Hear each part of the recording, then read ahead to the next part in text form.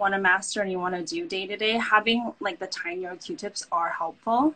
Okay. But I find, you know, squeezing it out works too. How's it looking? It's a little bit. I got it a little thinner. Perfect. We're going to have to do a part 2 on this. We have the other eye. Skills. Yes. Okay. So now that I have that, how do I go in? Okay, so if you want to go in just to close out the eyeliner like all the way, then take the same brush with more product and you kind of lift your eye like that. And then you go, you might need the mirror for this part, but in between your eyelashes all the way in. I very rarely put eyeliner like thick all the way through. I kind of like it a little bit wispier and softer. It's very much like if we don't do a wing liner, that bit you're doing there. So right in between. So I'm getting in, and this has always been one of the tricks that I love, is that you do a lot of like inlining, and I know it works really well for my eye shape too, because whenever I try and go above, I just feel like I end up with so much makeup Yeah, it on. looks heavy. But going kind of, just poke myself. Okay. Casualties number 1. But look, it got up in there. Yeah, so a lot of people find this a little easier with a pencil eyeliner too, because then you can just go in and smudge. But I've always learned to do it with the brush. But that looks good. It looks good. You can also lift on the inner corner as well. That's helpful, and kind of keep the pupil of your eye like that way, so it stretches. Okay, this is so crazy. Because I love how simple it is. It's really about, like, I perfect the wing. Yeah, just get that triangle. And then it's about getting into my eye line instead of where I always mess up is, like, I'm drawing a rainbow on my eye now. Right. Yeah, so you can do the wing eyeliner without actually going all the way in, which doesn't work for everyone's eye shape. Like for mine, it would make my eyes look much rounder, I think, and we kind of like that almond wing shape. Okay, so I have that looks really good. And then you can always take, like, I find when you use a Q-tip to clean off the end, it pulls that black out just a little bit more, so you get that really nice wisp. Or you can take whatever's left over on your brush if it's still a little bit workable, and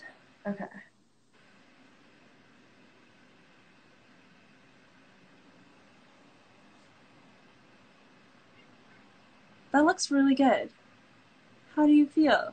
I'm feeling good. I definitely have to practice, but it made it much simpler just breaking it up into sections instead of just trying to accomplish the whole line at once. And I like how subtle it is too, because a lot of what I like to do is like use this as a base to then have a ton of fun with. And so I like the fact that it's like, this can pair nicely with anything else we choose to do. Right, that's really pretty. Okay, do you want to do the other eye and see? Yes, let's attack this eye. Let's see if I get... I think this side will be much easier. Though, are you right? Yeah. Uh-oh. I know. I want to see. Let's see, because people have been submitting questions. Before we get into this eye, let's see if we have any questions on this eyeliner. Lots of compliments on the makeup, so thank you, Emily. Okay, here's a good one that kind of talks about what we're doing right now. We're talking about quick makeup. And sometimes when we're together, we have 3 hours. And sometimes when we're together, we have 20 minutes. Yeah. And so if somebody has 20 minutes, what do you feel like they should go for first? What's easiest to handle first? Kind of depends. I think for everyone it's different. So let's say you have you have very little eyebrow hair. That's probably one you'd want to tackle. Or if your skin is more blemished at the time. So you kind of prioritize. But for the most part, I would say just getting any blemishes or under eye circles, that's kind of one. Brows to... like I know for me, my brows... We both have our brows on? Yeah. I feel like I'm like, as long as I have my brows on, I'm good. Right. Because I love brows and I love lip gloss. And I also know that I wake up with puffy eyes. So those are kind of like the 3 things where I feel like if anything else, I kind of feel ready for the day. Yeah, I'm brows and blush for sure. Like I could skip my eyes, but I definitely like having a little bit of blush. You've got high cheekbones, so you could kind of Thank you, Mommy. But yeah, definitely figuring out what you want to prioritize and just stick to those. And then you can always add throughout the day. Like if you head to your office, then you can throw on your eyeliner, your lipstick then. But for the most part, if you can narrow it down to like 5 minutes with your, I don't know, like the favorite features of yours that you want to highlight. Right. And then here's another question that kind of goes to the other one, but best tips for beginners, i.e. me. Like when you're approaching, the one thing that I really like about our approach is that you've helped me figure out how do I feel most Yara, which isn't necessarily at all tied to feeling like I have to cover up or cover traditional things, but what makes me feel the best. And that's been the best way that I felt like we've approached makeup. So what do you feel like for somebody looking at a whole tub of makeup? Like how do you figure out, how did you even figure out like what you enjoyed, what you liked? Is it just trial and error? It is a lot of trial and error. And also I think figuring out the features you want to highlight the most again. So for me, I really got into makeup because a lot of the tutorials out there are for double lids, and I couldn't find any resources on how to work with monolid. So that was kind of why I got into doing makeup first. So finding something that kind of intrigues you and then working on it, and really try out different looks. There's so many channels and tutorials out there. I feel like you're bound to find something that sparks an interest. Yes. Okay, great. So we're going to attempt the second eye. I'd love to know if anyone is following along. If you tag us in your final product, we want to see how we did as a group. Right. Okay. So the first thing is I felt the urge to pull my eye. Don't do that. Right. So, I mean, if you could, yeah, I find for the most part, if you pull your eye and you let go, it's not at all a straight line. You can hold it to keep your hand steady.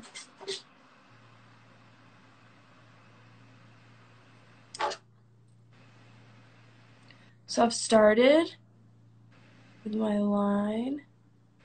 And it's also trial and error to figure out what angle kind of flatters your eye shape the most. But I think that's really good, Yara. Thank you. But I think for the most part, if you follow the bottom and just kind of sweep up, that's generally a good shape. But so that looks really good. And then maybe this time, another way I do it sometimes to prevent it getting too thick, you can kind of start right there and then connect up and then build as you go versus taking away.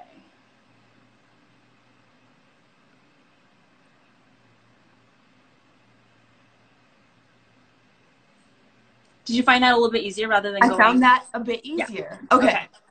So from here up. Yeah, so there up versus down. Right. I even see the difference in my ability to be a little more precise here. Right. Than here.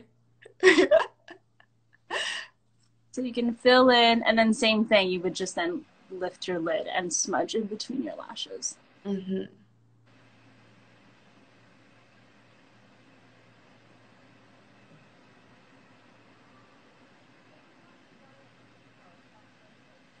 Okay. Wow, I am thoroughly impressed with myself. This one that one's really able to get closer in, and then it's I am addicted to poking myself in the eye apparently. And that brush works really well because it's so fine. So that's another thing. If you're going to use a potted eyeliner, you want to find a brush that is very flat and thin and not.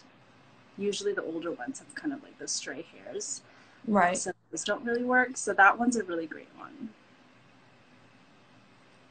Wow, I see the difference. And I think starting here and then moving up definitely helped me with the precision and then getting right in there. I'm trying to think. Yeah, I think for the most part I do that as well. I don't know why.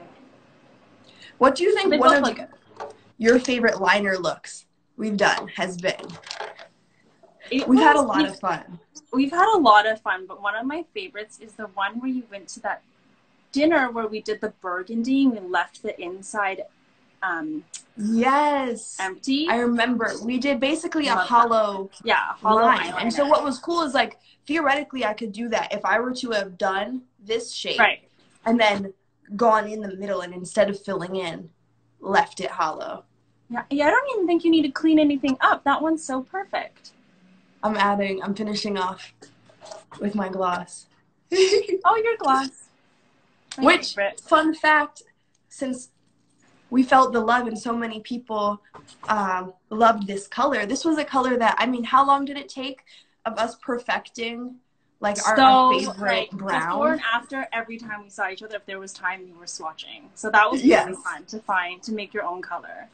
Yeah, and I think, our team kind of represents the entire world, but our point was, like, how do we create a brown that just works really beautifully on every skin tone? Right. Because even when you do my makeup, sometimes I have 20 different color browns on my lip to find my perfect brown. Get that nude. Yeah, exactly. I love this. I'm feeling so proud. I'm so grateful. And then if you really want to finish it off, you can curl your lashes, and when you wiggle mascara in between, like, to the base, you kind of get that nice finish as well. I have one. So what if we just finish it off with this one is the smoky eye mascara that we like to use. Yeah. And I like... I love go right in and, like, do a good wiggle. Right. Beautiful. Finishing off here. Finishing off here with a little bit of a wiggle. And what I like about when you wiggle is that it helps apply product so I don't get any sort of clumping. And it really helps me differentiate between my eyelashes. Did you curl your lashes? I did before. And so this is my face. I'm looking through. Any more questions? The rest of these questions. Somebody asked me if we are doing full makeup. We should just do a full makeup session. That may have to be on Zoom so that we can all do a tutorial together.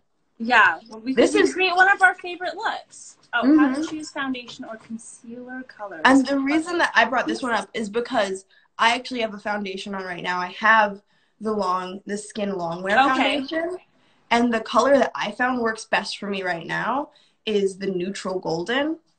Which is this one, but I mean, every time we're together, I feel like we have to color match. Right, because you can and lose color quite quickly.